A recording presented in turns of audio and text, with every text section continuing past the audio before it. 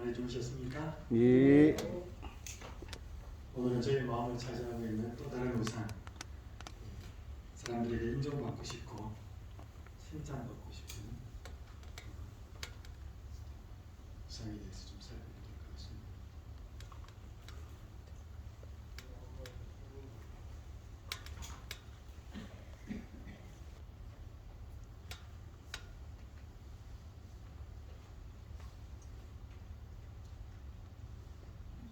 저 컴퓨터로 넘어가지 않는데.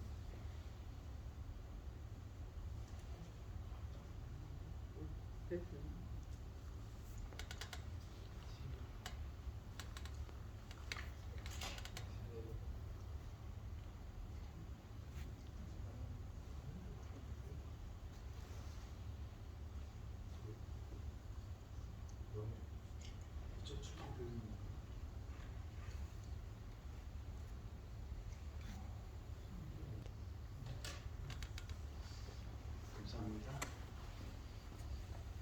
여러분 혹시 명예의 전당 이런 용어를 들어보셨습니까? 예. 스포츠나 혹은 예술 전문가적인 한 분야에서 탁월한 업적을 남기고 큰 존경을 받는 사람들을 기념하기 위해서 이름을 올리고 그의 업적을 보관하는 그런 기념관 혹은 단체, 모임 이런 것들을 이야기합니다. 이제 주로 미국에서 많이 설립되었는데 최근에 일본, 한국, 세계 각국으로 확산되고 있는 추세입니다. 그런데 모든 사람, 많은 유명한 그런 사람들 말고도 한 지역에서 조그만 지역을 빛낸 사람들, 뭐 기부를 많이 한 사람들, 심지어 봉사를 많이 한 사람들의 명예의 전당도 제가 있는 것을 보게 되었습니다. 우리는 그런 유명한 사람들은 아니어도 다른 사람들에게 인정받고 싶고 칭찬받고 싶은 그런 마음들이 우리 삶의 행위의 어떤 결정들을 하지 못하게 하고 또 안 할 것을 하게 하는 그런 경우들이 종종 있습니다. 이 최희영이라고 하는 전 연세대 농구 감독이 한국의 프로농구가 출범하기 전에 실업팀, 대학팀을 다 참석하는 그런 농구 대잔치라고 하는 그런 대회가 있을 때 대학팀으로서 2번 유례적으로 우승을 합니다. 그러면서 연세대학교의 어떤 부흥을 이끈 그 감독인데 그 감독이 유튜브에서 이런 고백을 했습니다. 표를 구하기 위해 경기 전날부터 줄을 선 사람이 수두룩했죠. 전국 각지에서 관중이 몰렸으니까. 그런데 이상했어요. 우승 트로피를 들어올리고 많은 분의 사랑을 받았지만 단 한 번도 행복한 적이 없었습니다. 늘 불안했어요. 다음 대회에서도 우승할 수 있을까? 이 인기를 유지할 수 있겠냐라는 생각이 머릿속에 가득했죠. 뭔가 목표를 세우고 갔을 때 그걸 달성을 했는데 한 번도 행복한 적이 없었다는 것입니다. 그 정상의 자리에 있으면서도. 그러면서 늘 불안하고 다음은 어떻게 될까? 이 인기를 유지할 수 있을까? 여기 한 기사를 제가 이렇게 읽게 되었습니다. 공연과 무대는 화려하다. 음악 혹은 뭐 영화를 공연과 무대는 화려하되 그리고 공허하다. 이 날따란 간극을 위로하는 자리를 흔히 뒤풀이라고 한다. 무대 위와 아래가 업무 공간인 사람들에게 뒤풀이는 매우 중요하다. 기백 의도는 빠져도 뒤풀이는 절대 빠져서는 안 되는 게 원래다. 왜 그럴까? 무대 위 찰나의 쾌감 뒤에 찾아오는 허무함을 혼자서 견디기 너무 벅차니까 그렇게 기록했습니다. 여러분 보통 뒤풀이 어떤 하나의 프로젝트라든지 뭐 연극이라든지 뭐가 잘하다가 끝내놓고 난 다음에 사람들이 모여가지고 이제 쫑 파티, 주로 술 파티죠, 그죠? 그냥 막 하는데 그럼 반드시 해야 된다는 것입니다. 그 안 하면 그 화려하게 조명을 받고 사람들의 박수갈채를 받는 그 뒤가 너무 조용하고 너무 적막한데 그걸 견딜 수 없다는 것입니다.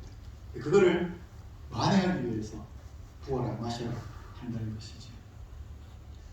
찰나의 쾌감 뒤에 찾아오는 허무, 세상의 인기를 그렇게 표현하고 있습니다.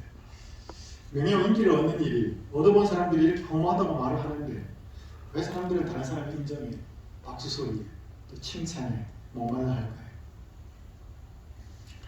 성경의 한 인물을 좀 살펴보겠습니다. 요나서 4장 1절에서 3절은 이렇게 말씀합니다.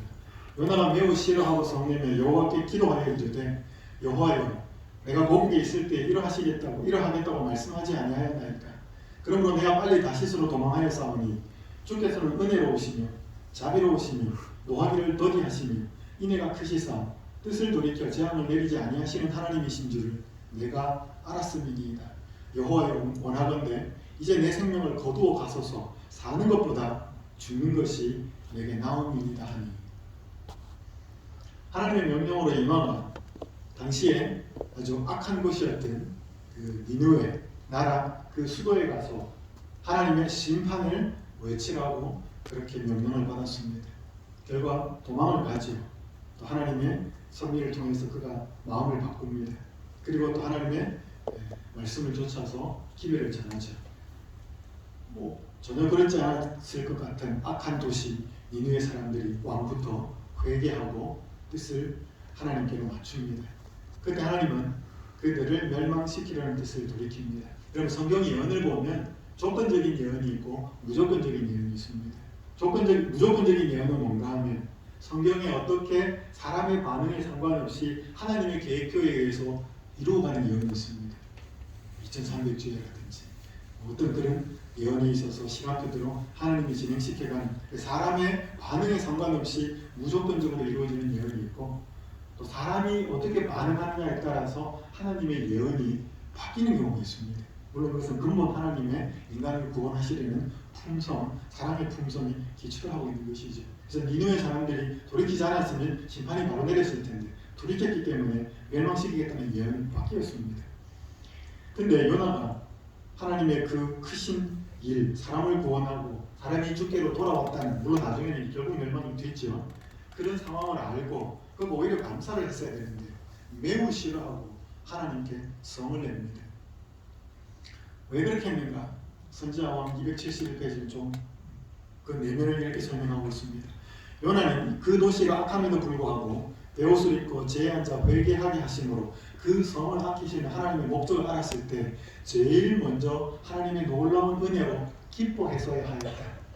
그러나 그렇게 하는 대신 그는 자신이 거짓 선지자로 여김을 받을 가능성에 대하여 골똘히 생각하게 되었다.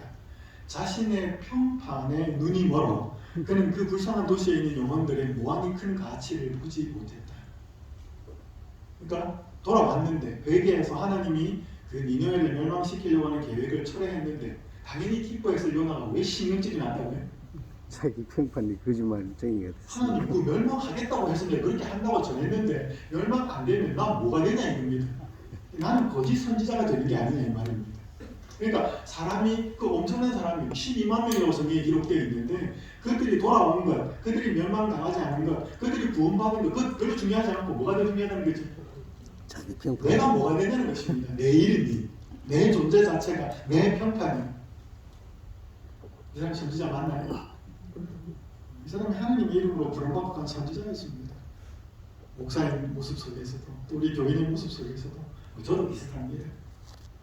명예와 인기, 자신의 평판, 다른 사람들의 인정 이것이 마음속에 깊이 자리하고 있는 우상이었기 때문에 그렇습니다. 그런데 이 우상은 다른 것도 비슷하지만 이 우상은 정말 이 근본이 훨씬 그 태고적으로 이 원인이 올라갑니다.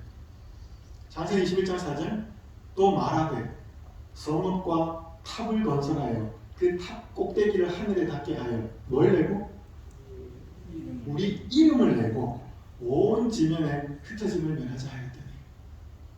그러면 엄청난 건물을 세우거나 하면 야 저거 누가 지었지? 누가 설계했지? 그 이름이 대대로 남잖아요, 그죠? 예. 제가 한번 미국에 있을 때 시카고에 집회를 갔다가 시카고에 가면 엄청난 그 건물들이 많습니다. 아주 멋진 건물들이. 그래서 전 세계에서 건축학을 전공하는 사람들은 다 한번 거기를 가보고 싶어하는 그런 동네예요. 강변이 쭉 있고 양쪽에 그 엄청난 멋진 건물들, 그냥 일반 건물이 아니고 네모 바닥한 건물도 아니고 그 건물들이 다 특색이 있어요. 근데 제가 그 건물들을 보면서 저도 와 좋다 멋있다 그렇게 하다가 한번 인터넷 자료를 찾는데 그렇게 멋진 건물들이 들어있는 계기가 시카고에 완전히 대화재가 일어나서 거기는 모든 건물들이 다 타버립니다. 그러니까 그 도시를 완전히 새로 세운 거예요. 그래서 그 건물들이 너무 멋진 전 세계 유명한 디자이너 건축가들이 와서 이 건물을 다 지은 거예요. 그러니까 세계에서 건축학을 전공하는 사람들은 반드시 한번 와봐야 하는 곳이 시카고예요. 어쨌든 간에 건물들을 멋지게 잘 지으면 그 건물을 짓는 사람 이름을 내는데 이 바벨탑 사건 엄청나게 오래된 이 바벨탑을 짓는 사건에 바벨탑을 짓는 데 있어서 반드시 이름만 내기 위해서 지은 이 하나의 이유는 아니지만 높이 올라가서 홍수가 일어나고 어딘가 한번 알아보고 결국 하나님을 대적하는 것이었는데 그 바벨탑을 짓는 그 이유 중에 아주 중요한 이유 중에 하나가 사람들의 이름을 내기 위해서, 이름을 드러내기 위해서였다는 것이 성경 말씀입니다. 그러나 여기가 우리의 인기나 칭찬이나 인정이나 이게 시초가 아니고 더 이유가 있습니다. 이사야 14장 12절에서 14절 너 아침의 아들 계명성이요 어찌 그리 하늘에서 떨어졌으며 너 열국을 엎은 자여 어찌 그리 땅에 찍혔는고 내가 내 마음에 이르기를 내가 하늘에 올라 하나님의 뭇 별 위에 내 자리를 높이리라 내가 북극 지폐의 산 위에 앉으리라 가장 높은 구름에 올라 지극히 높은 이와 같아지리라 하는도다. 여러분 이 계명성이라고 하는 이 단어를 이제 원래 구약 성경이 히브리어로 되어 있는데 이 성경을 번역하는 어떤 여러 버전 중에 라틴어로 번역한 성경이 있습니다. 볼게이라고 하는 라틴어 성경인데 그 성경에서 이 계명성이라는 단어를 뭐라고 번역했냐면 루시퍼라고 하는 단어로 번역을 했습니다. 여러분 형광등 같은 거 이렇게 볼 때 이 형광등 밝기가 얼마냐 이렇게 할 때 단위가 룩스라고 하는 조도를 가리키는 빛의 밝기를 나타내는 게 라틴어로 빛이라는 말입니다. 루시퍼라는 단어의 뜻은 빛을 가진 자라는 뜻입니다. 너무 아름다운 이름이죠. 이 결국 이 세상, 이 우주에서 죄가 시작되게 된 그 원인을 이야기하는데 이 루시퍼는 이제 우리 아는 것처럼 사탄에게 이름이 이제 적용이 되죠. 그러니까 대단히 아름다운 이름이었습니다. 그래서 그 볼게이 성경에서 루시퍼라고 번역된 것을 킹 제임스 버전에서 그대로 가져왔고 이것이 이제 그대로 사탄이라고 하는 고유명사가 됩니다. 어쨌든 간에 그가 마음에 어떤 상황들을 가져왔는가 하면 내 자리를 높이리라. 지극히 높은 이 성경에서는 하나님이거든요. 여호와 하나님 그분과 같아지리라. 우리가 이 높아지려고 하고 박수를 받고 싶어하고 인기를 얻고 싶어하는 것은 죄의 시작이었습니다. 거기에 근본 원인이 있습니다. 그래서 팀 체스터라는 학자는 이렇게 표현합니다. 하나님의 영광 대신 내 영광을 위해 사는 것이 뭐다? 이 죄라는 것입니다. 하나님을 위해 하나님 방식대로 사는 대신 나를 위해 내 방식대로 사는 것이 죄다. 그것은 하나님을 주인으로 거부하고 자신이 주인 되고자 하며 또한 하나님을 구주로 거부하고 자신이 구주가 되고자 한다. 결국 우리의 마음의 신인 것이죠. 내가 신인 것이죠. 축구선수 이영표가 축구선수로서 최정점에 있을 때 상당히 진실한 크리스찬이거든요. 최정점에 있을 때 어느 순간 사람들이 막 이렇게 박수 축구 잘한다 초롱이 뭐 그렇게 하고 이해하니까 자기도 이거 우쭐해지는 거예요. 어느 순간부터 야 겸손해야 되겠다 그렇게 생각을 합니다. 그리고 사람이 높은 곳에 있다고 생각할 때 겸손해야 돼. 진짜 겸손한 거지 라고 생각하면서 기도도 열심히 하고 성경도 많이 보고 겸손에 대해서 묵상하고 한 2년을 그렇게 살아갑니다. 그랬더니 그의 마음속에 무슨 생각이 들었는가 하면 어느 날 내가 2년 동안 겸손을 생각하고 겸손을 묵상하고 겸손을 기도했으니까 내가 좀 겸손한 사람이 되었겠지 라고 하는 생각이 든 것입니다. 그 순간 확 깨달음이 온 것입니다. 겸손하기 위해서 최선을 다했는데 결국 자신에게 찾아온 것은 아주 교묘한 교만이었다는 사실을 알게 됩니다. 그러면서 이렇게 고백했습니다. 나는 존재론적으로 겸손할 수 없는 사람이구나. 이런 내가 겸손하려고 했구나. 나는 영원히 겸손한 사람이 될 수 없는 존재라는 것을 인정하는 사람이 되자. 자기는 뭐 할 수 없다? 인간은 겸손할 수 없다. 그걸 인정하는 사람이 되자. 이걸 제가 착각합니다. 여기 각시대대징2 473페이지에 그 근본 원인 이유를 이렇게 말하고 있습니다.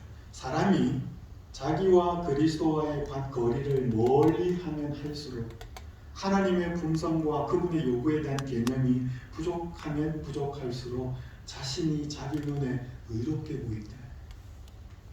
이게 대단히 중요한 말씀입니다. 왜 내가 괜찮게 보이고 왜 내가 좀 잘나 보이고 내가 가진 것, 내 능력 이런 것들이 자꾸 대단해 보이는가 하면 이유가 뭐라고 해? 그리스도하고 거리가 멀어가지고 그리스도가 커 보이는 게 아니고 예수님이 커 보이는 게 아니고 자기가 커 보이는 것입니다. 그리고 그분의 품성과 그분의 요구에 대한 개념이 부족할수록 자기가 자기 눈에 더 의롭게 대단하게 보인다는 것입니다. 우와, 부질없는 것이 있죠. 제가 한번 이제 그 미국에서 교회 야영회를 마치고 중동부 야영회를 마치고 그들이 25인승 버스를 운전할 사람이 없어가지고 제가 이제 운전하고 교회를 돌아오게 되었습니다. 근데 어느 지역을 지나는데 일요일 아침 시간이었습니다. 안개가 너무 많이 껴가지고 운전하는데 대단히 주의가 필요했습니다. 그래서 비상 깜빡이를 켜고 아주 속도를 천천히 늦추어서 그렇게 이제 운전을 하고 있었습니다. 그런데 그 기간이 꽤 길었어요. 한 10마일 이상을 그렇게 아주 안개가 낀 지역을 아무도 없고 온전히 숲이고 조용한 그 일요일 아침에 그 운전을 하는데 대단히 운치가 있었습니다. 근데 어느 장소를 딱 턴해서 돌아가는데 순식간에 안개가 걷히고 완전히 맑은 날씨가 이렇게 되면서 완전히 딴 세상이 펼쳐지는 것입니다. 저 순간적으로 놀랐어요. 운전하다가. 와, 정말 안개가 걷힌다는 것이 이렇게 순식간에 거쳐버리는 거예요. 정말 순간적이다라고 하는 것이 그때 느껴지면서 머릿속에 한 찬미가 생각이 났습니다. 246장. 주의 은혜 내가 받아 시온 백성 되는 때 세상 사람 비방에도 주를 찬송하겠네. 헛된 세상 모든 영화 뭐 같으나 아침 안개 같으나 주의 자녀 받을 복은 영원 무궁하다. 이 찬미가 딱 머릿속에 생각이 나요. 야, 진짜 이 세상에 존재하는 모든 영화가 이 아침 안개가 사라져버리듯이 다 사라질 수 있겠구나라고 하는 것이 그때 제가 얻은 생각이었습니다. 참 특이한 경험이었습니다. 저는 이 모든 맥도날드라고 하는 목사님을 좋아하는데 이런 이야기는 제가 오늘 저녁에 말씀을 좀 드리겠습니다. 이분이 그 무너진 세계를 재건하는 주로 영성에 관한 책을 많이 쓰는데요. 영을 죽이는 데 있어서 사람들의 갈채에 중독되는 것보다 더 빠른 방법은 없다. 찬사를 받을 때 우리는 감사함으로 받은 후에 마음속으로 그것이 머물러 곧 믿을 만한 사실이 되기 전에 버려야 한다. 우리가 뭐 업적을 하거나 성공을 하거나 성취를 했을 때 사람들이 박수치고 막 높이 주잖아요. 그러면 감사합니다. 그렇게 한 다음에 뭐 한다고? 그것이 자기의 마음속에 머물러서 믿을 만한 사실이 되기 전에 그냥 한 것을 버려야 되는데 이걸 계속 갖고 있으면 이제 어떻게 된다요? 그것만큼 사람을 영적으로 죽이는 일이 없다는 것을 고백합니다. 이 사람 이야기 저녁에 좀 더 하겠습니다. 우상에 관한 진리를 계속 살펴보고 있죠. 우상은 뭐 할 수 없다? 우리의 마음속에 집요하게 중심이 되어 있어서 그것만 있으면 그것을 얻으면 내 인생이 이전보다 훨씬 더 행복해질 것이고 그것이 없기 때문에 내 인생이 지금 이렇게 초라하고 하는 그 모든 내 마음속에 갖고 있는 그 보물들 그것은 버릴 수가 없고 하나님으로 예수님으로 대체되어야만 한다고 계속 말씀드리고 있습니다. 오늘 저는 그것이 어떻게 대체가 되었는지 한 사람을 또 소개하겠습니다. 요한복음 3장 25절에서 30절입니다. 이에 요한의 제자 중에서 한 유대인과 더불어 정결 예식에 대하여 변론이 되었더니 그들이 요한에게 가서 이르되 라비여 선생님과 함께 요단강 저편에 있더니 곧 선생님이 증언하시더니가 침례를 베풀면 다 사람이 다 그에게 가더이다. 요한이 대답하여 이르되 만일 하늘에서 주신 바 아니면 사람이 아무것도 받을 수 없는 일 내가 말한 바 나는 그리스도가 아니요 그의 앞에 보내심을 받은 자라고 한 것을 증언할 자는 너희니라. 신부를 취하는 자는 신랑이나 서서 신랑의 음성을 듣는 친구가 크게 기뻐 안 하니 나는 이러한 기쁨으로 충만하였노라. 그는 흥하여야 하겠고 나는 쇠하여야 하리라 하니라. 그럼 침례 요한이 대단히 인기 있는 사람이었습니다.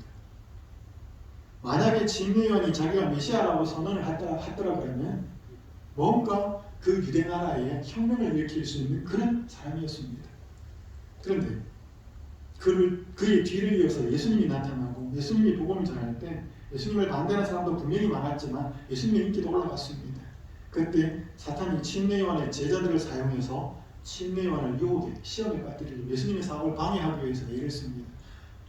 선생님, 우리한테 와서 말씀 듣는 사람들이 그 요단강 저편에서 침례를 주고 선생님이 뭐 보라 세상 죄를 짓고는 어린 양 하나님의 어린 양이로다 뭐 그렇게 증언한 그분이 그냥 다 가더이다. 이게 좀 이상합니다. 그때 심리원은 자기 스스로를 위로하지 않고 자기가 어떤 존재인지 자기의 정체성에 대해서 분명하게 설명합니다. 처음에는 자기가 광야에서 외치는 자의 소리라고 그는 사람들에게 증언하였고, 그 다음에는 그가 예수님의 신랑이고 그 신랑의 신부를 만나서 기뻐 맞이할 때 자기는 옆에서 지켜보고 있는 들러리 같은 친구다 라고 하면서 신랑이 주목을 받고 신랑이 사람들에게 인정을 받을 때 나는 그 기쁨이면 만족한다. 그분이 흥하여야 하고 나는 쇠하여야 한다 라고 그렇게 고백합니다. 얼마나 아름다운 고백인지 모릅니다. 이 고드 맥도날드가 쓴 다른 책 중에 내면 세계의 질서와 영적이라는 성장이라는 책에, 이 책은 이 세상의 사람의 어떤 특별한 두 부류를 설명합니다. 쫓겨다니는 사람과 하나님께 부름받은 사람의 두 부류를 이야기하는데, 이 맥도날드는 쫓겨다니는 사람의 대표적인 예로 이스라엘의 첫 번째 왕이었던 사울을 언급하고, 하나님께 부름받아서 산 소명에 의해서 산 사람을 대표적인 사람으로 심레원을 꼽습니다. 근데 이 두 사람이 둘 다 인기가 있었습니다. 처음부터.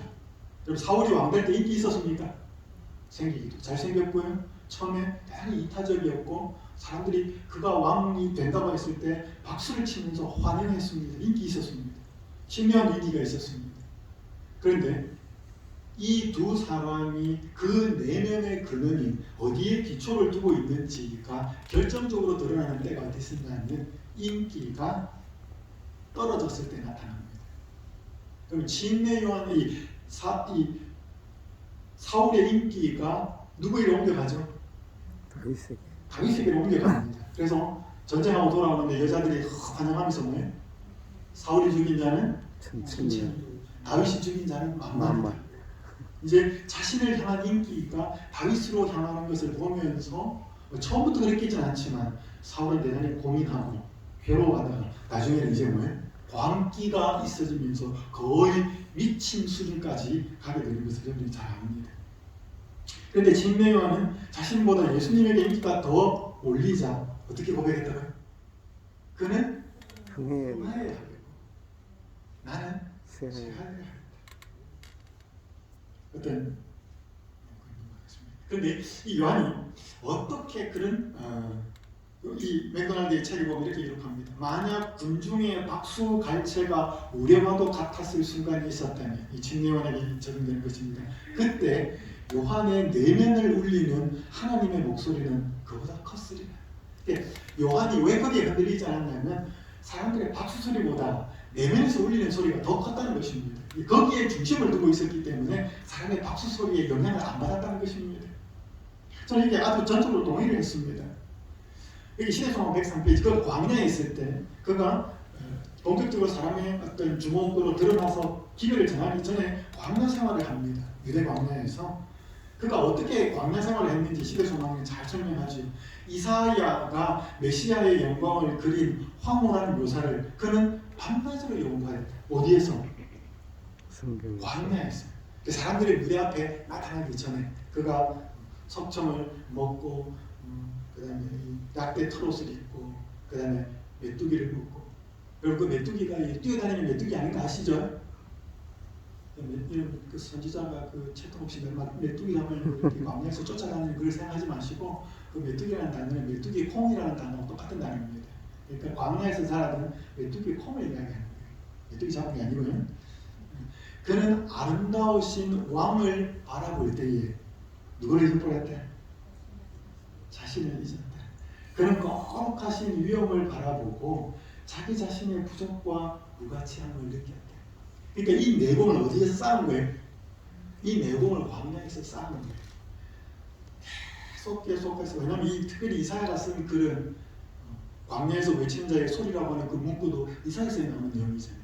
자기의 정체성을 그 이사야서에 있는 그 구약의 말씀들을 가지고 깊이 연구하면서 고난받는 종과 그 메시아의 영광을 그 그린 것들을 계속 밤낮으로 연구하면서 그분의 영광에, 그분의 아름다움에 압도되면서 자신을 잊어버린 거죠. 아까 제가 각시대 대진주 말씀 읽었잖아요. 사람이 자기 눈에 왜 의롭게 보인다고요? 그리스도와의 거리가 멀면 멀수록 그분의 품성과 그분의 사명에 대하여 무지하면 무지할수록 자기가 자기 눈에 의롭게 보인다. 내가 좀 괜찮게 보인다 생각이 자꾸 들더라고요. 예수님과의 거리가 우리는 어떻는지 점검하셔야 합니다. 왜냐하면 그가 바라본 그 예수 그리스도는 이런 분이었거든요. 식탁에서 자리를 택하는 일에 있어서 유다는 첫째 자리를 차지하려고 하였고 그리스도께서는 종으로서 유다를 첫째로 섬겼다. 이게 예수님의 마지막 날 최후의 만찬 때 있었던 장면을 잠깐 언급한 겁니다. 한 장소에 가서 이제 최후의 만찬 식사를 하는데 제일 첫 번째 자리를 가려고 한 게 누구였다고요? 유다였다. 여러분 예수님이 제자들의 발을 씻기는데 제일 첫 번째 씻긴 사람이 누구였어요? 유다. 유다였어요. 예수님이 언제나 이런 태도로 사람들을 섬긴 것, 그 사실을 이 왕이시면서 최고의 높은 분이시면서 자신을 낮추는 분을 이사야는 계속 광야에서 그분을 묵상하는 것이지. 그게 계속 감동되었던 것이죠. 저는 교회 역사를 보면서 한국 교회사에 있었던 한 아름다운 이야기가 제 가슴에 참 울림이 되었습니다.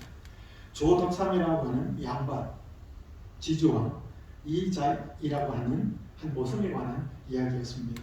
이 조덕삼은 전라북도 김제에서 큰 땅을 가지고 있는 부자였습니다. 어느 날 그의 집에 경상남도 이 남해 출신인 이자익이라고 하는 청년이 멀리 김제까지 직업을 찾아서 옵니다. 그때 그의 나이가 17살이었습니다. 똑똑해 보여서 이 조덕삼 씨가 그를 자기의 말을 끄는 마부로 드립니다. 그때 이 조덕삼은 그 지역에 온 한 선교사의 전도로 신자가 됩니다. 그리스도를 받아들여요. 그리고 자기 집 사랑채를 내어주고 1905년에 그 지역에서 금산교회가 시작이 되었습니다. 그런데 이 자익은 수학교도 제대로 다니지 못했지만 총명했어요. 어깨 너머로 천장을 배운 상태였고 이 조덕삼은 모성이었지만 아주 똘똘한 이 자익을 아들과 함께 공부를 시킵니다. 그리고 성경 공부를 시켜서 전도를 해요. 그러면서 이 금산교회의 조덕삼과 이 자익이 함께 섬기는데 그 당시에는 이 교회 직분 중에 영수라고 하는 직분이 있을 때 집사, 장로 뭐 이렇게 있듯이 영수라고 하는 직책은 당시 교회 행정도 하고 설교도 하는 그런 직책이었다고 합니다.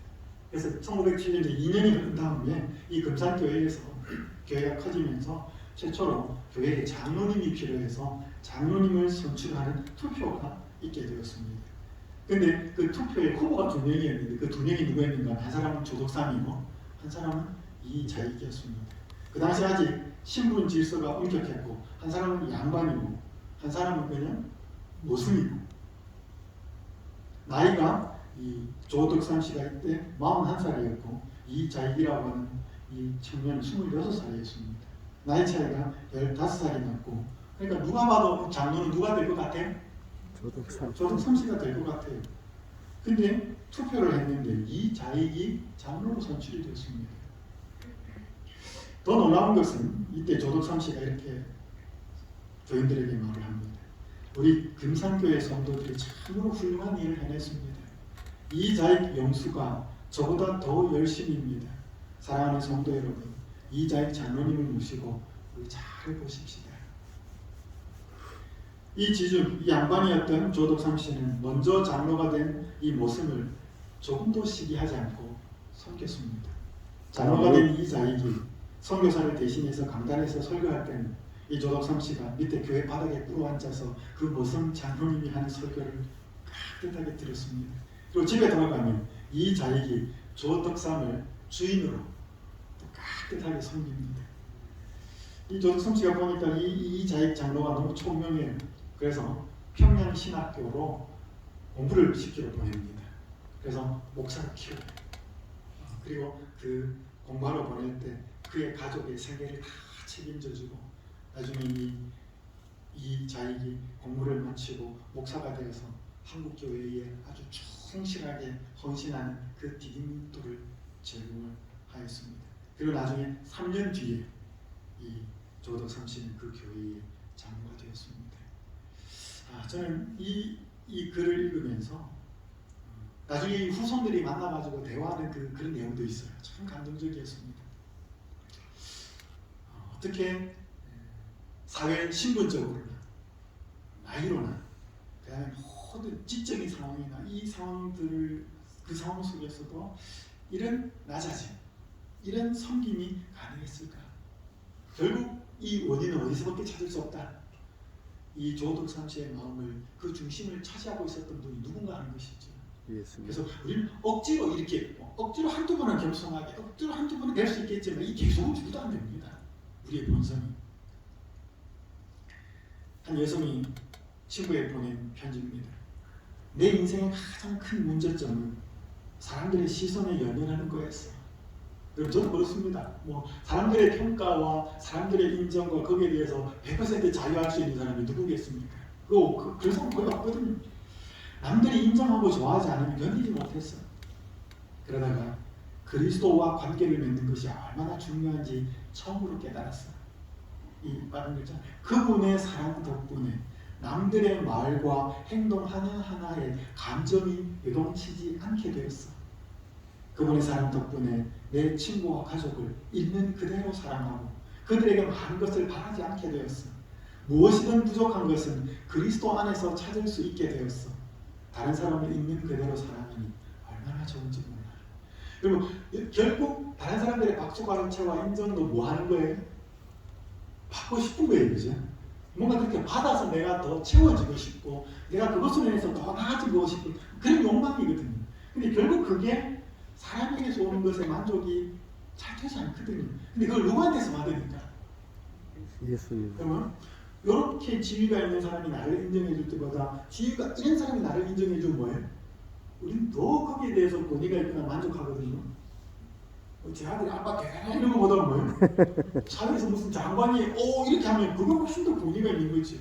근데 여러분 우리는 세상에 그런 사람들이 하지 않아도 누가 우리를 귀하게 봐요? 예수님. 만왕의 왕이신 그분이 나를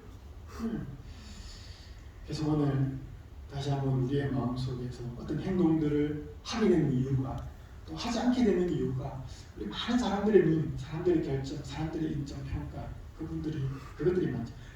전혀 자유할 수는 없습니다. 그럼에도 불구하고 다시 한번 내 마음속에 이것이 우상이 되어 있다면 그것으로 인해서 계속 괴롭거나 희비가 엇갈린다면 다시 한번 우리의 마음을 깊이 돌아볼 필요가 있습니다. 우리의 사랑하는 것이 변하는 것, 그것이 진정한 변화라고 말씀드렸습니다. 다시 한번 오늘 우리들의 마음속에 이 침례관이 그가 자기를 잊어버릴 수 있었던 그 이유는 그 여호와의 그 그리스도의 영광스러움이 너무 황홀해서 자신을 잊어버렸다. 그러니까 결국 그분과 가까이 간 거죠. 가까이. 그래서 가까이 갔기 때문에 그분은 커 보이고 그리고 산에 보면 산을 멀리서 보면 이 손바닥으로 가릴 수 있습니다. 근데 여러분 산에 우리가 가까이 가면 어떻게 되죠? 산은 점점 커지고 나는 작아져요. 우리가 산 속에 들어가면 앞으로 봐도 산이고 뒤로 봐도 산이고 전부가 산이에요. 그래서 그 가까이 갈수록 우리가 그리스도를 멀리서 바라면 별거 아닙니다. 근데 그리스도에게 가까이 가면 그분의 하나의 품성, 그분의 말, 그분의 태도 그 모든 것들이 커지고 귀하게 여겨져서 그것이 가득 찰 때는 우리는 잊어버리는 것이죠. 이 아름다운 이 그리스도로 인하여 우리의 마음속에 있는 이 우상이 멋지게 대체되는 축복이 여러분과 제게 있기를 간절히 바라면서 말씀 마치겠습니다. 아멘. 기도하겠습니다. 하늘에 계신 아버지 하나님, 저희 마음속에 칭찬받고 싶고 인정받고 싶고 사람들의 박수간체를 받고 싶은 이 우상이 많이 있습니다. 때때로 그것이 채워져서 행복할 때도 있었지만 때때로 그것이 채워지지 않아서 괴로울 때도 많았습니다. 다시 한번 저희가 누구의 인정을 목말라 하는지를 돌아보게 하시고 저희의 마음속에 저희를 최고로 인정하시고 사랑하시는 예수 그리스도의 그 인정이 가장 귀한 이유가 되도록 축복하여 주시옵소서. 아멘. 사야가 언제나 여호와의 영광스러움을 좋으신 아름다운 복사하는 것처럼 오늘 하루 앞으로의 생애가 늘 그렇게 예수 그리스도의 아름다움을 묵상하면서 저희 자신을 잊어버릴 수 있도록 축복된 생애가 되도록 인도하여 주시옵소서. 예수님의 이름으로 간절히 기도드립니다. 아멘. 아멘.